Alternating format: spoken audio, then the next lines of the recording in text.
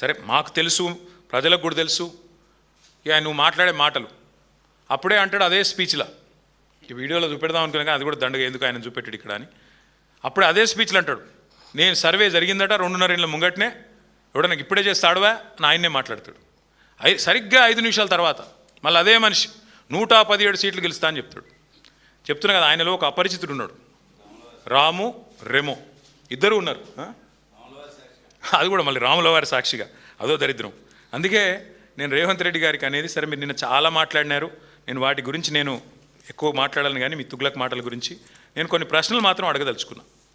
బుర్ర తక్కువోడు, లుచ్చా రాజకీయం అని మాట్లాడారు కదా రేవంత్ రెడ్డి గారు. నేను అడుగుతా ఉన్నా, మీరు చెప్పండి, రాష్ట్ర రైతాంగం కూడా ఆలోచించాలని కోరుతా ఉన్నా. గోదావరిలో కళ్ళ ముందు 1,00,000 క్యూసెక్కుల నీళ్లు, రోజుకు 9 టీఎంసీల నీళ్లు వరదలాగా కిందికి పోతుంటే అక్కడ ఎత్తిపోయడానికి నీళ్లు లేవు అన్నోడు బుర్ర తక్కువడా, లేదా అయ్యా రైతుల కోసం ఈ పని చేయమన్నోడు బుర్ర తక్కువడా చెప్పాలి. కన్నెపల్లి దగ్గర 93.5 మీటర్ల కాడి నుంచే నీళ్ళు ఎత్తిపోసే అవకాశం ఉంటే రాజకీయ ద్వేషంతో కళ్ళు మూసుకున్న నువ్వు బుర్ర తక్కువడువా కాదా చెప్పాలి.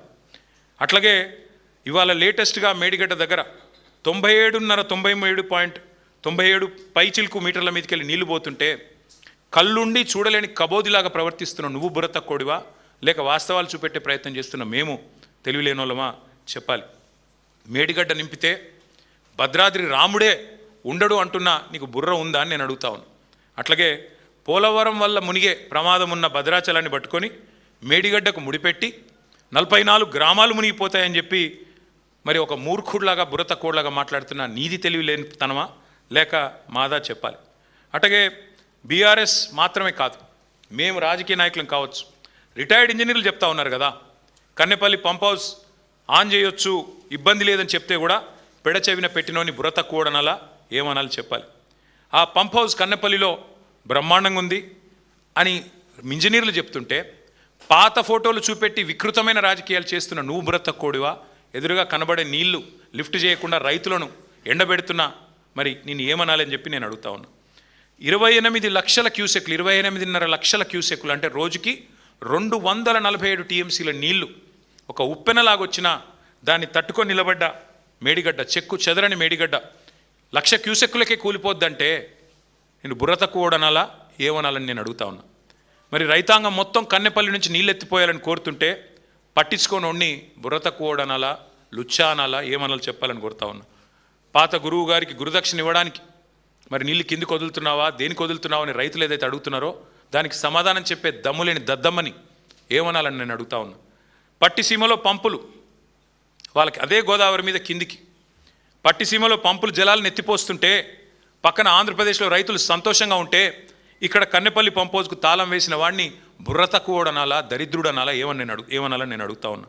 అట్లాగే కాళేశ్వరం ఒకటే కాదు, కింద దేవాదుల పంపులు ఆన్ చేస్తలేడు. వరంగల్ రైతులందరూ వాళ్ళు బాధపడుతూ ఉన్నారు.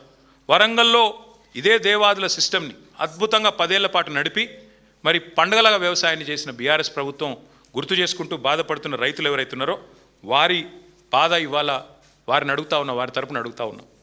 అట్లాగే మరి కేసీఆర్ గారి మీద కోపంతో ఇవాళ మొత్తం రైతులను ఎండబెట్టే పనిలో ఉన్నావు. నువ్వు 4 సార్లు రైతు బంధు ఎగ్గొట్టావు, రైతు బీమా కడతలేవు, గింజలు కొంటలేవు.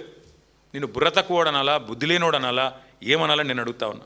6 గ్యారంటీలు, 420 హామీలు, 13 డిక్లరేషన్లు అన్నీ అమలు చేస్తానని పోటుగాడులాగా పోజుగొట్టి ఇవాళ 31 నెలలైనా చేతగాని మాటలు మాట్లాడుతున్న సన్నాసిని ఏమనాలని నేను అడుగుతా ఉన్నా. కానీ ఒకటి మాత్రం పక్కగా చెప్తా ఉన్నా, మా ప్రశాంత్ రెడ్డి గారు గుర్తు చేస్తున్నారు, ఎస్ఆర్ఎస్పి పునరుజ్జీవం కూడా ఎండబెడుతున్నాడని. వాస్తవం, కిందికి సీతారామ మోటార్లు నిన్ననే ఆన్ చేసినట్టున్నారు, అదొక్కటే ఆన్ చేసినట్టున్నారు, అంతేగాని మిగతాయి మాత్రం మొత్తం సిస్టమ్ ఎండబెడతా ఉన్నాడు. దేవాదులలో కేవలం 2 పంపులు ఆన్ చేశారు, మొత్తం కెపాసిటీ ఫుల్ కెపాసిటీ నడపచ్చు, అది నడపడు. కన్నెపల్లి పంప్ హౌస్లో మోటార్లు ఆన్ చేస్తే నీళ్లు మొత్తం వస్తాయి, నడపడు. ఎస్ఆర్ఎస్పి పునరుజ్జీవ ప్రాజెక్ట్ ఆన్ చేస్తే మొత్తం ఎస్ఆర్ఎస్పి నింపొచ్చు, అది చేయడు. అందుకే నేను అనేది చివరికి మరి రేవంత్ రెడ్డి గారిని, ప్రజలకు ఇవాళ అర్థమైపోయింది ఇది కాలం తెచ్చిన కరువు కానే కాదు. కాళేశ్వరం మీద కోపంతో, కేసీఆర్ గారి మీద కక్షతో ఇవాళ మీరు కాంగ్రెస్ తెచ్చిన కరువు ఇది. ఇందులో ఎవ్వరికి ఎలాంటి అనుమానంగా అనుకోవటం కానీ లేదు. ఖచ్చితంగా నేను చెప్తా ఉన్నా, మీకు ఒకవేళ మీరు కనుక పంపులు ఆన్ చేయకపోతే రాష్ట్ర వ్యాప్తంగా రైతులు చూస్తూ ఉన్నారు. చరిత్రహీనుడుగా, రైతు ద్రోహిగా నువ్వు నీ కాంగ్రెస్ ప్రభుత్వం చరిత్రలో మిగిలిపోతుంది.